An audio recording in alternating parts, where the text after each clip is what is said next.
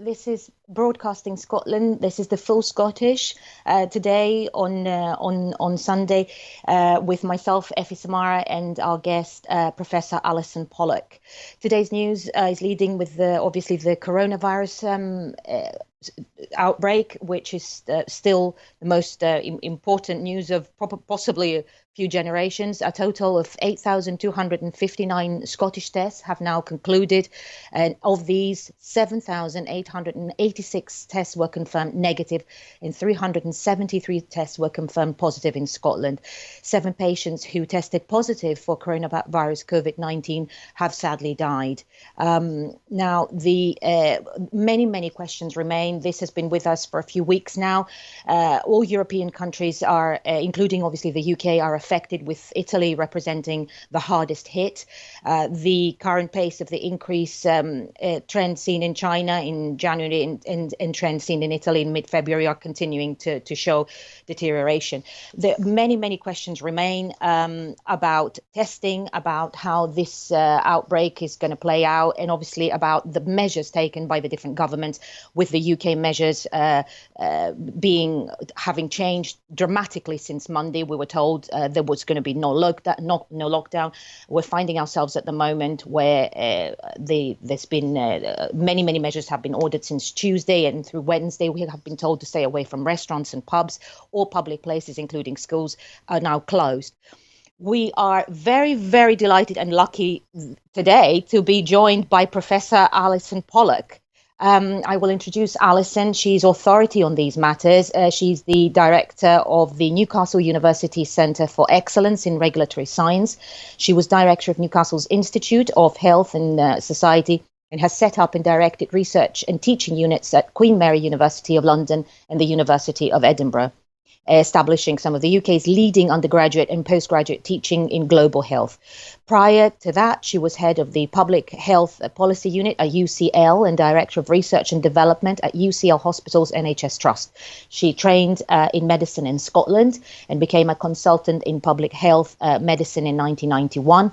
Her research interests include regulatory science, medicine's use and access to medicine. She's the author of NHS PLC and Tackling Rugby, and the co-author of the new NHS A Guide. Welcome, Allyson. Oh, good morning. That was a long introduction. Thank you very much, Effie, for that nice introduction, and good morning, everyone. Good morning to you. Would you like to give us, Allyson, an overview of the situation and obviously some much needed insight of an expert authority like yourself on the situation? Well, I think probably most of the public have got quite a good knowledge now about the coronavirus. It looks as if it's come from China originally and spread very rapidly over the last 3 months across the world, partly because everybody has become such global travelers, and partly also because we've done so little to follow the example of China and stem the outbreaks at an early stage. Now, coronavirus is a member of the cold family, but it looks to be a very new virus that we've known very little about, and it does result in flu-like symptoms. It has a slightly longer time incubation period of about 5 to 6 days compared with flu, which is about 3 or 4 days. And in most people, it's a self-limiting illness like flu. So in most people get better, they have a nasty flu-like illness for 5 or 6 days, and then they get better. That's about over 80%. The problem comes for the minority of people who develop breathlessness, and breathlessness that needs either support from oxygen, or if it's very severe, it needs ventilators. Now, what we do know about this virus is that really children, very low attack rates in children. Children don't get this virus. And the virus, we know from the Chinese example, the average age was, in the Middle Ages. But the people who are most affected by it and most likely to die are those aged over 80 and those with multiple health conditions. So, yeah. Sorry, So, I hope everybody can hear it. It's very unusual at the moment because we're doing all of this remotely by Skype.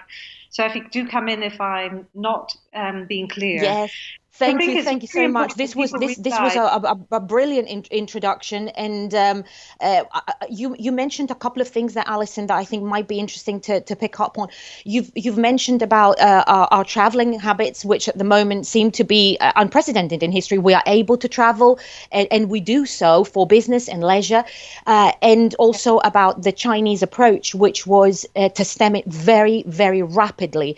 Now, could you elaborate a little bit on this? For example, if we had exercised, and I know maybe this is a little bit theoretical, but if we had exercised a bit more self-restraint, would there be any chance that this might not appeared? And also looking to China, should we have, say, a month ago or 8 weeks ago, perhaps, taken much more robust measures in testing? Because I understand also Mike Ryan of the World Health Organization and the Director General of the World Health Organization, they keep on repeating the word test, test, test.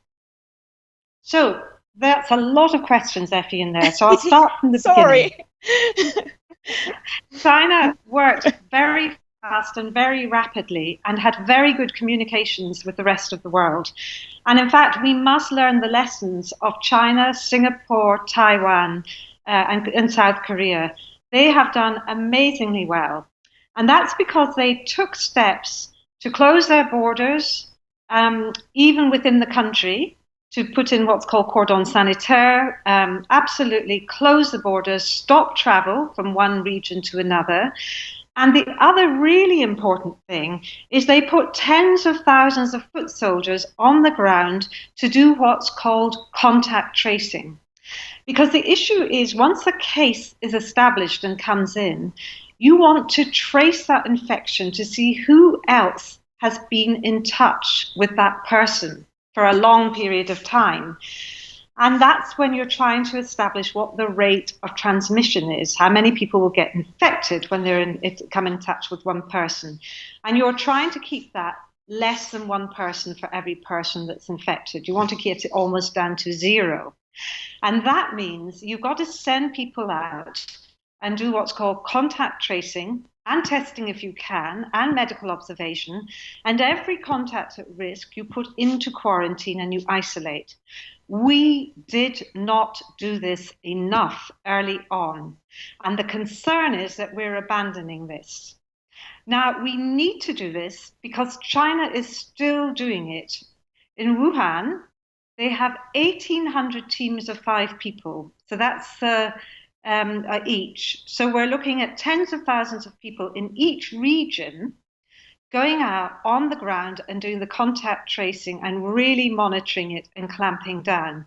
So that's one thing we need to do. And the reason why we haven't done it is because the specialty of public health and communicable disease control has been decimated over the last 2 decades. So we've been able to respond to previous pandemics better, but this one, we just did not have the people on the ground doing what's called communicable disease control. That's the first measure. The second measure is that we should have been in at all the ports of entry. As soon as we knew there were problems in China and Italy, we should have been suspending and closing flights and travel. We are now in a draconian situation where we're closing everything down, and it very much looks as though London is going to have what's called a cordon sanitaire, and it may well stop any movement in and out of London or the West Midlands where there are hot spots. So I think we may be approaching a time where travel is increasingly prohibited across regions. But I do want to give you a note of optimism. London at the moment is in the middle of the beginning of a really serious epidemic. It's run out of beds and it's run out of ITU beds and ventilators. It doesn't have enough for the people that's coming in. However, in much of the rest of Scotland, the epidemics are at a much different phase. So we have multiple epidemics running in the country, all at different stages. So the northeast of England, Sunderland, Gateshead, South Tyneside, they only have 1 or 2 cases. Scotland also, if you look at this map, there are really, in many areas, there are between 10 and 40 cases. So what needs to happen is that regionally, we need to be taking action locally to do the contact tracing to get everybody. And we may need to start to think about closing, even almost erecting a border between Scotland and England and stopping movement between hotspot areas and the cold spots. And that way we can protect communities in the cold spots. Because what the government is doing, it has realized that time is running out. It doesn't have enough health services or ventilators, certainly in England at the moment, in London at the moment. So it's trying to dampen down the rate of transmission. So it's trying to flatten that epidemic curve so that people get infected over a longer period of time in order to allow the health service to cope. What we might want to do in Scotland is move towards total suppression. And we could do that if we started to employ teams of volunteers going out and being trained up to do the contact tracing, to do the strict isolation, to do the quarantine, and putting in movement and travel restrictions across areas. So areas at high risk and low risk. And that means we have to have very detailed mapping. It would be very useful if I may be giving you too much information. No, please do go ahead, because this is, I'm not interrupting you because this is such vital information. So please do finish your thought, please, by all means. Yeah. Okay, so the lessons from China is getting the basics right. And the basics are all the foot soldiers on the ground doing contact tracing and medical observation. It's unlikely we'll have enough tests to do as much testing as we'd like. So the other measures are important: the contact tracing, the quarantine, the isolation, the travel restrictions across borders or from areas which are high risk to low risk, really trying to stop that.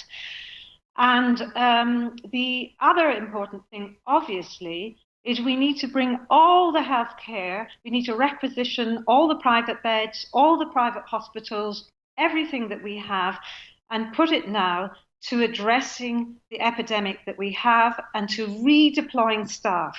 What we don't want is health workers and social care workers, mainly health workers, not being able to work because their part of the hospital or whatever is closed. So we need them to be trained and to be redeployed. And all the other people at home need to be thinking about how they can actually commit to putting teaching online, to doing a lot of the other things in order to support the community, and especially the children at this moment who are being deprived of their education and their right to education. And I want to make this point. This is a really major decision that's been taken by London. This is a London-centric decision in response to its own crisis.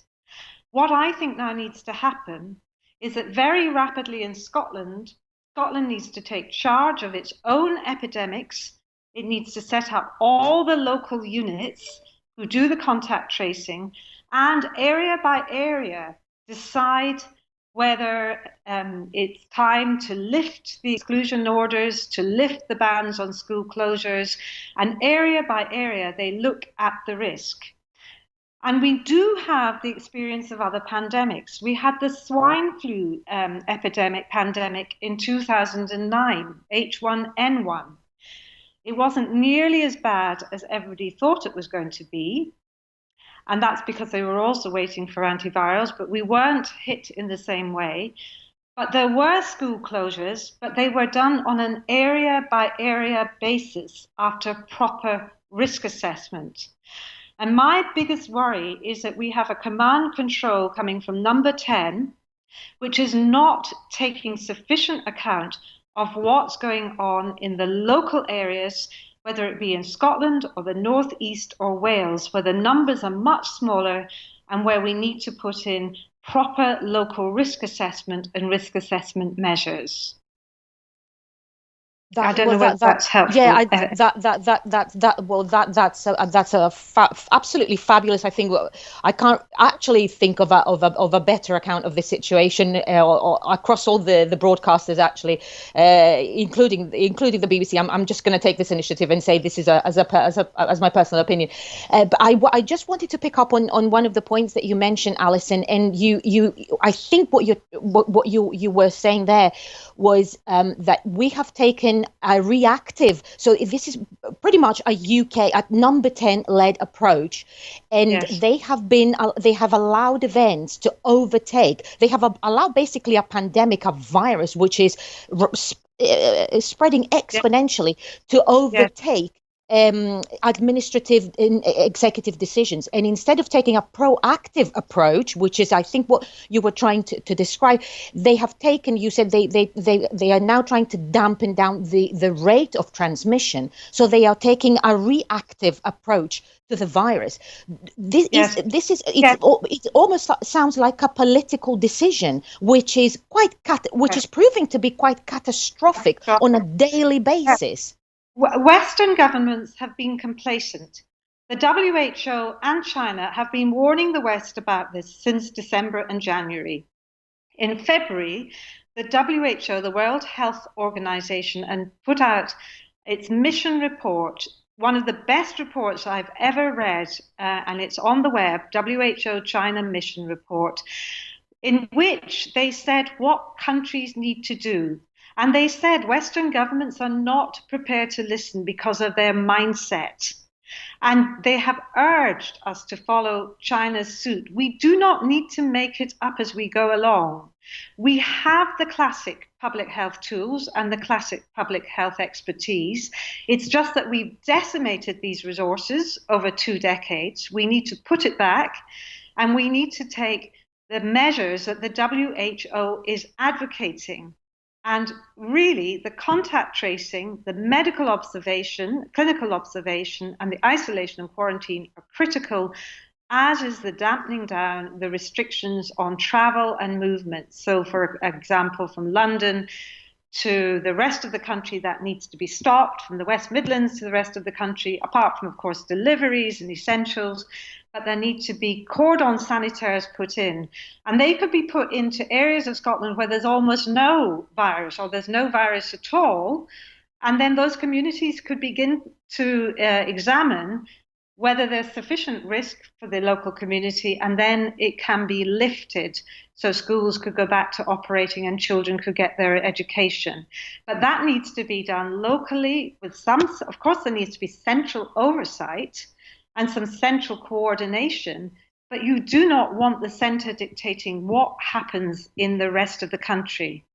I want to say something else about children. We do not know whether the children are carriers or not. There's a lot of speculation, but we do know that children are far less likely to get the virus, and they're far less likely to be ill. And indeed, there were no recorded deaths from this virus in children. So that's very reassuring for parents. What we also know from China is that nobody interviewed could recall one single case of the virus being transmitted from child to adult. In China, most of the transmission was between households. So it makes sense to try and contain this virus, to suppress it, but we have to review. Scotland, I think, needs to be starting to take much more control, and it needs to be bringing in its experts in communicable disease control. Far too much of the scientific evidence has been produced by modelers and behavioral scientists who do not have the public expertise and do not have the training as to what is going on the ground. And I've just come off a major call this morning with about 50 or 60 public health experts across the country who are aghast at the lack of consultation and use of their skills and expertise. Because remember, epidemics aren't new. They've been our bread and butter for hundreds of years. It's just that the West has become complacent and forgotten and lost the skills of managing it. So we now need to learn from what China and Taiwan and South Korea and Vietnam are doing so successfully. Fabulous. Thank you, Alison. Again, just to go back, because this is a lot of incredibly valuable information, and I hope, and I would urge people to sit there with pen and paper and please make notes, because this stuff is amazing. What we're hearing from Alison I'm going today, to be putting some literally, this is a lecture. I'm absolutely in love with you. This is fabulous. So you were talking about the ways that you said quite a bit about the ways that you might think that we could move forward, and you said quite a bit about how the two administrations, or possibly even you mentioned, I think, Wales could do this regionally as opposed to central command. You also mentioned the word behavioral science, to which I'm going to come to a little bit later on, and this, as a social scientist myself, this has been tormenting me for a while.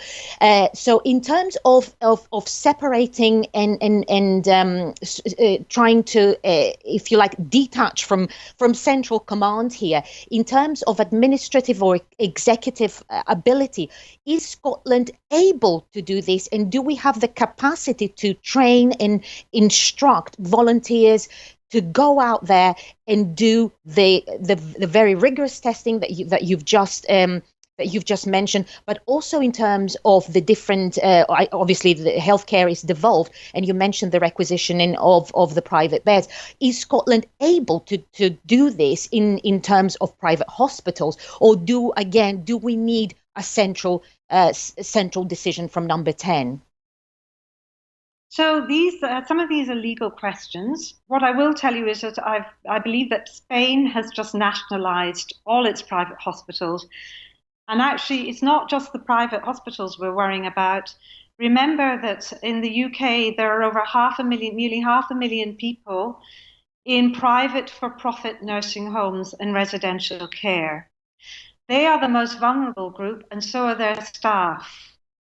So what we need to do is create an integrated system, and all of these nursing homes and residential homes and all staff should be brought under central control of the government, so that staffing can be monitored and staffing can be redeployed to make sure the most vulnerable are being looked after. We have harrowing stories from the US and Canada of scores of people in nursing homes dying of COVID, and their social and their care handlers also then falling unwell. And if your carer is unwell, then you don't get any care. So this means major government control and government effort, but it has to be done nationally and regionally. You can't do everything top down.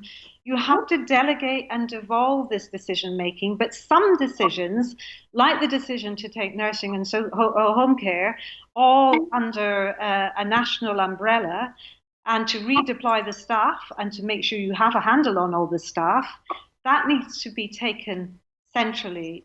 Either it can be done by the Scottish Government, and the Scottish Government needs to explore its legislative powers. I mean, I think the great tragedy is that this government, the central Boris Johnson, feels that the solutions can be provided by the private sector. So giving the private sector £2.5 million a day just to make their facilities and staff available will solve the problem. That is not the case. This has to be part of a proper planned system, and this is where public health again comes in. You have the communicable disease control experts, but you also have the planning experts. And it may be we have to ask some of our best people to come in out of retirement, because they have so much expertise to help coordinate this effort. But we have to do it. We don't have any choice, and it's coming down to political will. Scotland's at an early stage. It needs to keep its epidemic at an early stage and dampen it down. There's nothing to say it won't come back, so it needs to be prepared for epidemics. The epidemic often peaks, and then you'll get a second peak and a third peak and a fourth peak until a vaccine is developed, if that's possible. But what we need to do is that we really need a major planning effort, and that needs to be communicated properly to the public, because shifting all the responsibility onto individuals about not traveling, about not social contact, that only goes so far, and there's not much evidence around some of the social distancing measures like locking people in. There's good evidence for quarantine. There's good evidence for isolation, but you only lock people in if you've given up on all your contact tracing. You've just given up, basically, if you start to do that. If you haven't done all the other measures like restricting travel and contact tracing. Right. So because I'm sort of getting some interest from the public here about, and people are obviously concerned about traveling. I do have a listener here who's concerned about non-essential traveling, but I think you've pretty much covered the question. I'm wondering though if obviously, you know, as we know, we have had very, very confusing messages, and I did touch on this in my introduction. I said, you know, that we started off by saying, oh, don't worry about it. Let's all go out there and you know, acquire herd immunity, which is a very, very strange concept to start with for a very dangerous disease. And then 2 weeks later, we are where we are. We're being told to shut the windows, stay indoors, and do absolutely nothing. But as you said, not knowing the tracing, the not having traced the disease, are we now left with any other measure really, other than to say stay in? We don't know what's carrying what. We don't know who's transmitting what. Just stop life for a year.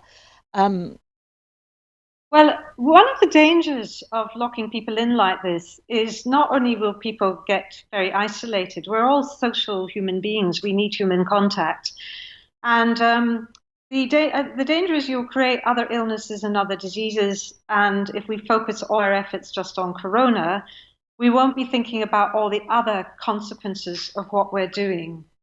And of course, it's very important that people get out and about, even if they're not having contact with other people, that they can get fresh air and walking. So we have to think about this really seriously before we start to put in extreme social measures. It may be much better to do a cordon sanitaire around London and stop any travel in and out of London. That's obviously the clear thing we need to do, and the Midlands. And it may be that we need to restrict some travel around Scotland, but not all of it. But I think we've got to do this proportionately, region by region, and we have to have it considered. Now, I want to say one other thing. The government has been relying on mathematical modelers, and they put out apocalyptic numbers of deaths last week. And that was on the basis that there was no contact tracing being done, and no testing, and no isolation, and no quarantine.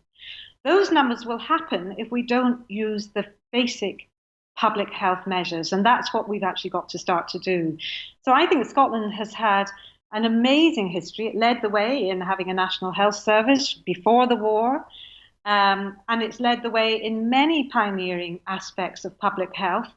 I think the Scottish Government needs to reassert itself and bring in people from retirement with a lot of expertise and really think about this and how it's going to build up the capacity it needs to do both the community work and also build the capacity in the hospitals to cope with the epidemic, because there is no doubt that much of what we're seeing, the crisis in the hospital sector, is because of the mass closure of beds, especially in England, the mass closure of ITU beds, the privatization, and the closure of beds with ventilators, the ITU beds. And it's all very well saying we're going to be buying 20,000 ventilators. What are we going to be buying? What will the quality be?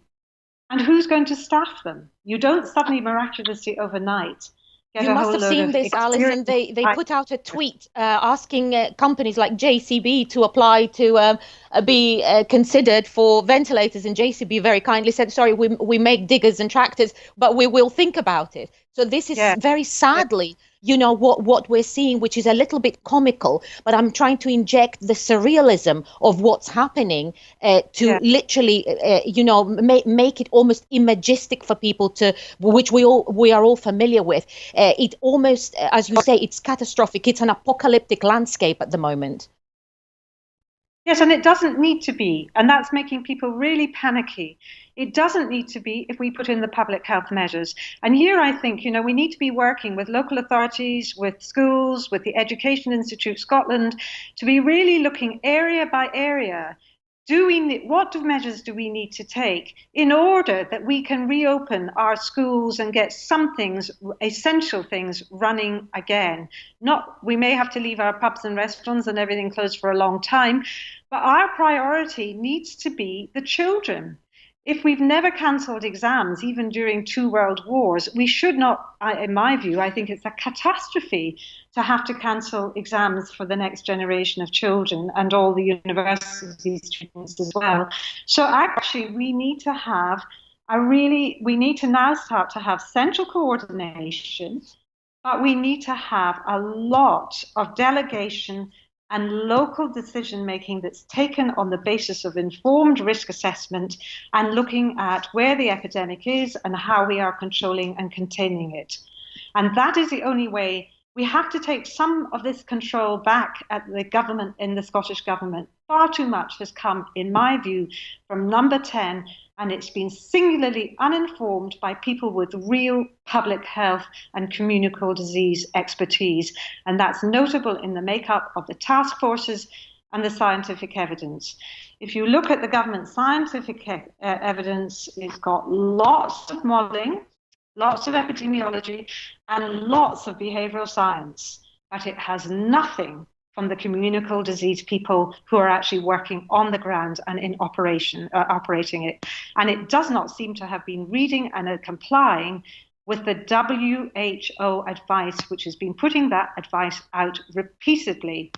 And of course, as recently as Friday, you would have heard the WHO on the Friday Today programme again urging the government to do more contact tracing, isolation, quarantine, and testing, not to forget the basics. So while we have to focus on our hospitals and making sure we've got everything right, we have to look at the whole system: primary care, community care, what's happening in social care, in nursing homes. We need the whole workforce now to be integrated and brought together, and the government has to do those special measures so it can redeploy, train up volunteers, so that they can come in the event of the crisis happening, which it is at the moment. And in terms of you said about you set out these measures and they sound just about perfect, as a perfect recipe to what we're needing right now. In terms of timescales, we've seen how they did it in China, but as you said, there are political items here at play, and there are political considerations, and possibly even, I will go as far as to say, there's ideology here at play as well. Is this possible given the way Britain is run today, or I'll say the UK is run today, that these volunteers and these task forces can be deployed and the epidemiologists can actually join the teams as opposed to the behavioral scientists? Can we actually get this done within a few days, Allyson, or are we looking at months and months of preparation? Well, I don't think we need to be looking at months and months. I mean, China, I think, took 8 weeks to lock it down. And I think this just needs a lot of careful thought and planning, and really bringing everything together and having a proper communicable disease control plan for every area. So you have a national one, you have a UK one, you have a national one, and you have local ones. And every area should have its communicable disease control plan, which is regularly being updated and implemented and monitored. And that's what we actually now need, a communicable disease control plan. You said that I think in your introduction you mentioned that this had been decimated, I believe you said about 10 years ago. Can you give us a little bit of background as to what this communicable disease control centre was, and how the decimation process kind of evolved from there, and why maybe? Well, so I think what has really been happening is because we think we've conquered infectious diseases, and they've been coming in waves, and even the flu epidemics have not they've created mayhem in some parts of the country, but there's been a growing sense of complacency that drugs and vaccines can cure everything. But what we're talking about is the basics of public health, which is called non-pharmaceutical interventions. These are classic public health tools. And so Sorry, I've lost my train of thought. Where were we? What was your question again, Effie? No, Sorry. it was to do with the disease control center or the organization, and So what I we had believe you mentioned in uh, your introduction since that this has been 2008. decimated. Yeah. It started about 10 years ago, and we've gone on to the point now where there is no regional disease control planning. And I was just wondering why this happened, and I think you've answered it, and how easily it can be redeployed. Well, today, yes, this week we saw that the government was very quick to put in £330 billion into the economy when it thought businesses were failing. In 2008, we had terrible austerity that was paid for by the public. The government bailed out the banks, but it said to the public, you pay for this bailout, and you're going to pay for it by doing without your public services, and we're going to privatise a lot of your public services. Not Scotland, but England certainly. But of course, Scotland was affected because it relies on Westminster for the grant and the funding. So the government bailed out the banks, and it did not inject money into public services. It reduced the funding. So that has resulted in less money going into health and social care than is required. And that results in cuts and closures. In England, that has also been accompanied by a policy of privatisation, putting services out to for-profit companies, large multinational chains, such as those that operate in the US and don't provide care. So this has been the government policy. We'll have austerity with privatisation, and we've seen 20 to 30,000 beds being closed in England over 10 years, plus the closure of ventilators. And Scotland has also had to close beds because it's had. But the other bit is all the invisible services that we take for granted. And that's the communicable disease control. And that was starting a way back by mid 2006, 7, earlier, where public health departments were being slimmed down on the communicable disease control. And now, of course, in England, all the communicable disease control has been taken out of the health service. It's not sitting in local authorities. It's in a separate centralised agency called Public Health England, which is regional hubs. And they too have been decimated. My colleagues in communicable disease control were told that they had to go, they were being made redundant, and they were told there were no jobs, and so did the infection control nurses. So we've really whittled down our workforce, and these are the invisible parts of a health system that we take for granted.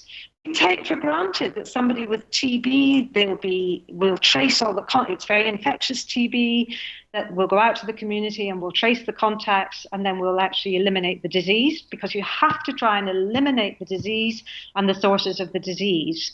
And we've taken this for granted. And this is the consequence. This is a catastrophe that is of successive governments making. It has failed to invest in essentials, it's become complacent, and then when it needed to act, it failed to act, and now it must act. It must act more than ever before. It cannot just simply think, right, we close down, we tell everybody that they can't do anything for a little while, and meanwhile, we need to be really acting intensively to build up and put back that capacity that we've lost. China is still building hospitals. It's still got its workforce out in the community. It's still building up its capacity. It is not taking the end of this epidemic for granted. And we have to do the same. Now, you've mentioned the word end of this epidemic. I'm not going to lie to you. I think every single member of the audience today and across the country and across the whole wide world would like you to elaborate on this. Would there be an end to the epidemic? We've had different sources give us different ideas. So we've had a news coming in from CNN. We've had different issues about and things being brought up about treatment or prophylaxis, about different organizations trying to extract proteins or antibodies and trying to fight this. Is there anything on the horizon that we can be a little bit optimistic about?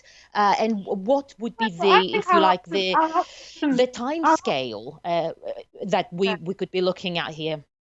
Yeah. Well, I think our optimism lies in our own hands. It lies in the government's hands and us working with government to bring this to an end and bringing in all the experts. Epidemics do end, of course they end. And China is bringing its epidemics to an end. It doesn't know whether there'll be a second peak or not, so we'll wait and see. But they're not taking anything for granted, and they're putting in all the measures. And be sure, when we come to the end of the coronavirus epidemic, who knows? It depends on our actions, how fast or how slow it takes. There'll be other viruses around the corner that we're not ready for. We every 10 years or so we do have a major pandemic of flu. Um, so, of course, there will be others. The reason why this has been so bad is that we cut our capacity so much to do all the basic things. And we forgot to take the precautionary measures. We should have been closing the airports from Italy long ago. I mean, we should have been closing the entry points, and then we should have also been following up all the contacts. We should have been taking much more action. But this epidemic will come to an end, that's for certain. But it's partly in our hands, the timing of it, whether it comes back or not. And we cannot rely just on vaccines because there will be new viruses all around on the horizon. So public health is essential, and we've got to restore and put that back. In terms of obviously the regional concern, Allyson, and you did mention about possibly closing points of entry also within the country. And we've seen a huge difference, a huge variation between cases in England and the spread of the virus in Scotland. Sadly, yesterday we've had a big news item. Loads of coronavirus tourists are attempting to make their way up to the Highlands and other areas in order to protect themselves. What would you advise the public, and what do you think from an ethics point of view that is? Well, at the moment, I think we're going to have restrictions on travel. I don't know where coronavirus tourists are coming from. I know there was reports of people gathering in Skegness, but obviously we want people to be able to go out and have normal exercise and have sunshine, because all these things are really important. So we have to take our measures seriously. But we can do things about controlling geographic travel across regions and areas of Scotland. So I think that is going to be quite an important measure. We may have to put travel restrictions so that we protect the areas which are very low amounts of the virus from those which are very high. And we need much more detailed mapping. We know at the moment there are 40 cases in Lothian. I think a Glasgow Greater Health Board, I think, Linda, will put that up. I think it has about 110 cases, so it has more cases in Clyde, anywhere. But then you want to map that. You want to see within that, which of the areas is it, Bearsden or Scotstoun or, wherever. We want to map that and see. And that's where you really need the detailed knowledge from the people on the ground of what's happening in their local community, because you don't want to take disproportionate measures. So during H1N1, some schools were closed, but not all schools were closed. Only some, and only for short periods of time, and that depended where the epidemic was, where the cases and the risks were highest. And we have not learned the lessons of the H1N1 epidemic, where again we weren't properly prepared. We did well because we had more resources then, and of course the epidemic wasn't so bad during the swine flu epidemic in 2009, but we did not need to close all the schools at that point. So we need to be looking area by area to see when we can begin to lift some of these bans and make sure our children who have a human right to education get it. I think I think what I was trying to highlight there just a moment ago was people actually being encouraged or doing it in camper vans, making their way up. And there were a lot of issues raised with MSPs, and people tried to act there and then, pretty much making phone calls and things like that last night. So I think this stuff really needs to be discouraged, according to what you're saying. And obviously, if they're in camper vans and they're not coming into contact with any human beings or going into shops or whatever, then they're not going to be spreading it through the air. I mean, you have to have period of contact where you're going to get, they think it's droplet, they're not 100%, and some contact with instruments, with surfaces. But, obviously, people really have to think about, have an understanding of where the risks are, and that kind of advice should be put out. But it needs to be proportionate so that people believe and trust in the government. If we begin to put in blanket bans on everything, people will lose trust. And then you're into enforcement measures, and the army and the police, and that's a very unpleasant position to be in. So we have to, we have to try and be proportionate in everything that we do, which might include putting up, barriers and borders or whatever, or restricting travel across areas. Yeah, And I think you literally hit the spot there by saying some of it, will have to be almost, we will have to impose greater restrictions if we have to, but we have to act now to find out exactly what's going on regionally in order to avoid that. Now, you just a minute ago, Allyson, you mentioned something about a choice. You said the government very, very rapidly found £330 billion, and it looks like it's going to find a little bit more where it's needed. Some of this, so it feels like some of this was political. So through the last 10 or 15 years, we've had a succession of political decisions which have brought us to this point. And as you say, obviously, epidemics and pandemics are something that just happens. I was just yesterday I was trying to write something, and I was looking at the pandemic through the 16th and 17th century across Europe, which decimated large areas of that, and obviously without any antibiotics at the time, this cost many lives. We are in a better position now, but I'd like you to maybe just expand a little bit on the point of the choices of austerity politics and where this has now taken us, and the choices that Scotland has made, and that and what steps are now available to Scotland from a public health point of view rapidly in order to combat this tragedy that's before us, really. Well, the greatest worry is that the government won't learn the lesson from 2008.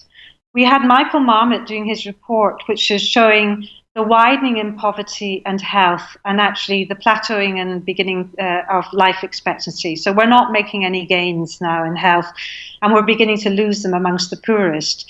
So in 2008, when the government bailed out the banks to the tune of billions and billions of pounds, it did not, and this was all paid for by the public. It was paid for by our taxes.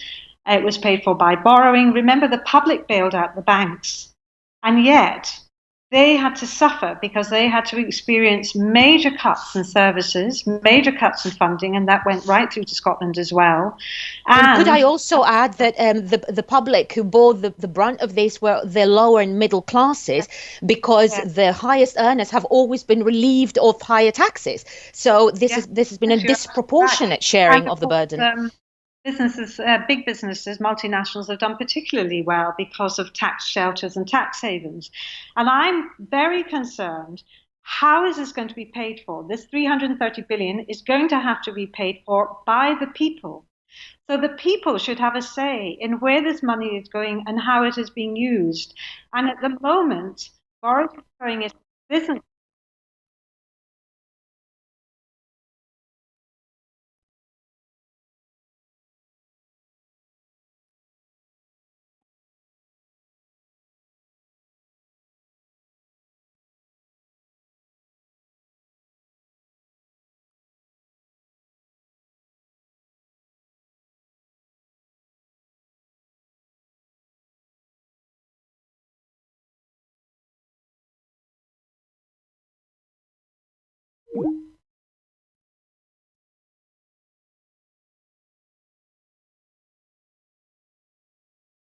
Hello.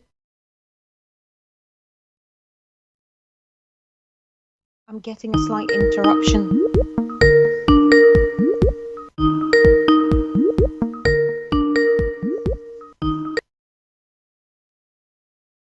Are we back on?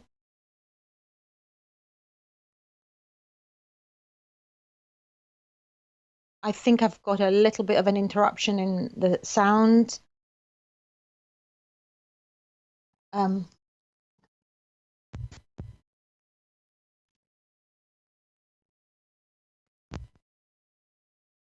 Is this better or?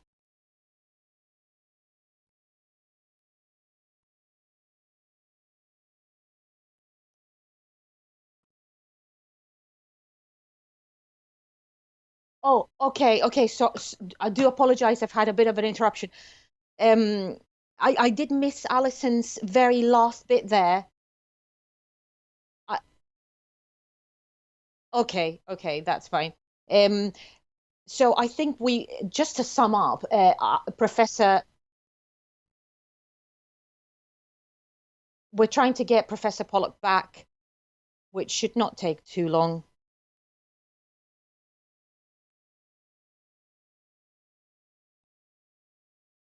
But we've had some brilliant insights there, and I think the gist of this, the moral of the story here is the decimation of public services and the starvation of money going into the communicable disease control studies, and the result really is that at the moment we're taking a reactive approach as opposed to a proactive approach. We have got Allyson. Have we got Professor? Have we got Allyson back? I think the Yes. government, Fabulous. I think number 10 mustn't have liked what I was saying because they cut me off. Oh, I'm sure. Oh, no, they didn't. No, they didn't. I can tell you that. I'm pretty sure they did not. Well, I missed the last bit of what you were saying. I'm not quite sure when we lost you there. But I'm saying that, in 2008, we bailed out the banks and the public paid for it in lots of ways, including through cuts in services, and the poor especially paid for it. And I'm very concerned that the same thing might yet happen again, because much of this money, though the government has agreed to pay 80% of some people's wages, that doesn't cover the people on 0 hours contracts or the self-employed and the unemployed who'll be finding it increasingly difficult to manage. So we really need to see that this £330 billion is really going to be used to rebuild our communities and our public services, and have a proper economic plan and an economic strategy, rather than just throwing money at the problem as the government is doing at the moment. I think we've had what you've just touched on a very sensitive subject there. You have touched on the 0 hours contract, and we've the Scottish government raised this yesterday. I believe a letter was written to the relevant bodies in Westminster, signed by, I believe, Ian Blackford. I'm looking to find the press release here, but it was very much along the lines of other areas have in specific businesses and employees seem to have had most of their concerns addressed, whereas obviously people on 0 hours contracts, artists, members of what is widely known as the gig economy, they've not had their concerns addressed at all, and they're still left at the level of £94 a week, which is absolutely not going to resolve anything. It would leave some people facing destitution and obviously affect their mental health, but also possibly even their physical health through this period.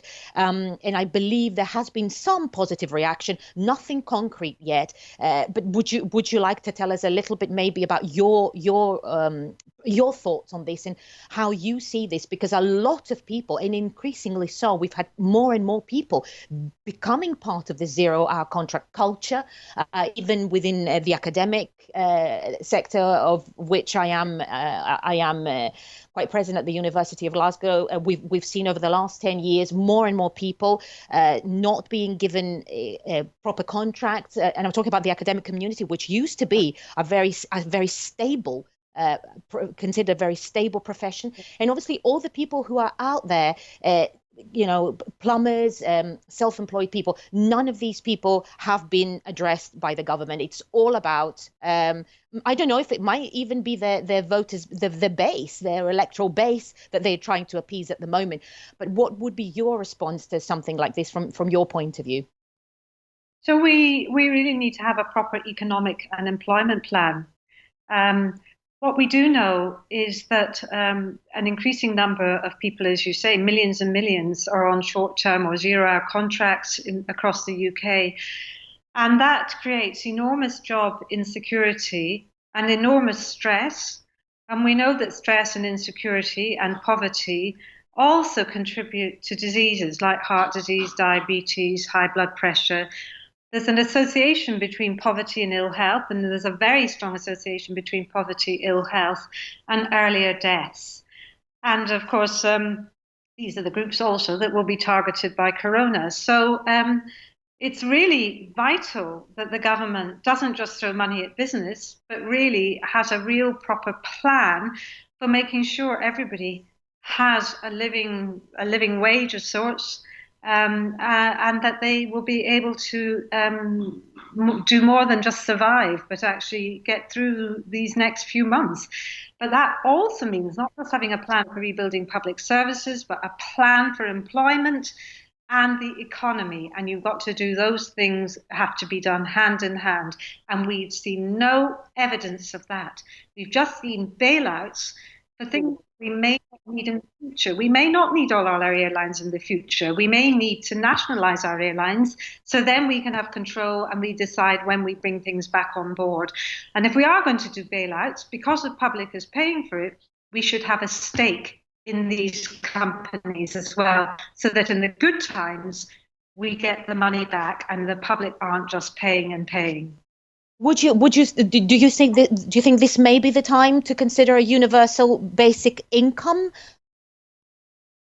Well, I don't know enough about that, and I know there are people who are in favor or against, but I think all of these things have to be considered. But the most important thing is to think about how all the people who have lost their work are going to be looked after, and whether they can be redeployed, and we can have new redeployment plans. I've already said we've got a complete lack of capacity in our public services.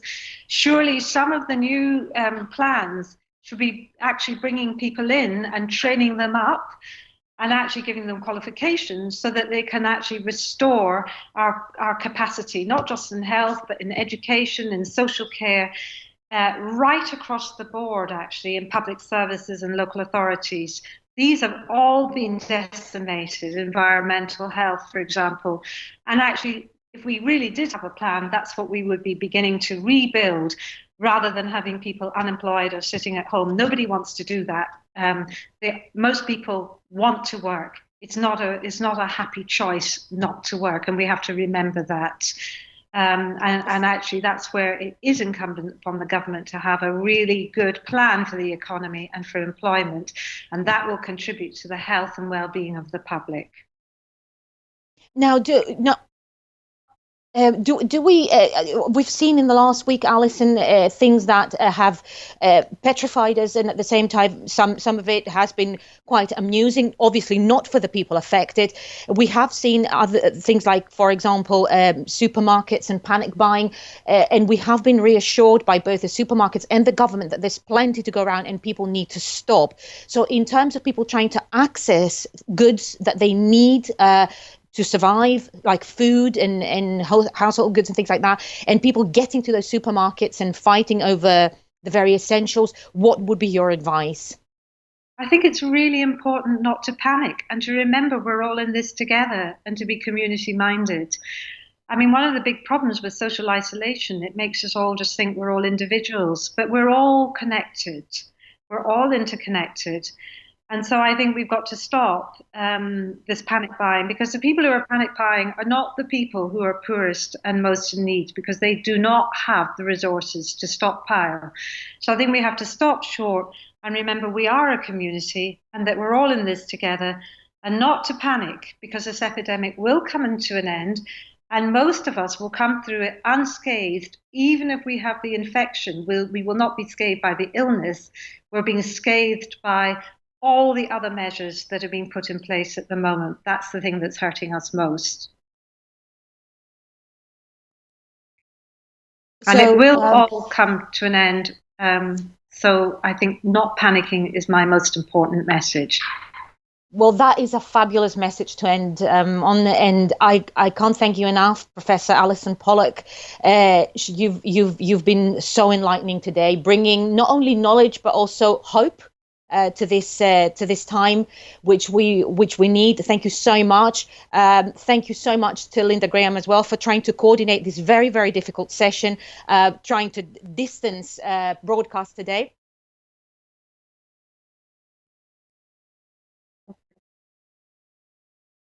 And this is Broadcasting Scotland, and this is good. Please do support us if you can. The link is going to come up on your screen at the moment. Do support us if you are able to. If you're not able to do this at these difficult times, please get in touch with us. Follow us on Twitter, Facebook, and watch us. This is goodbye from us for today. Thank you so much for watching, and we're back on tomorrow.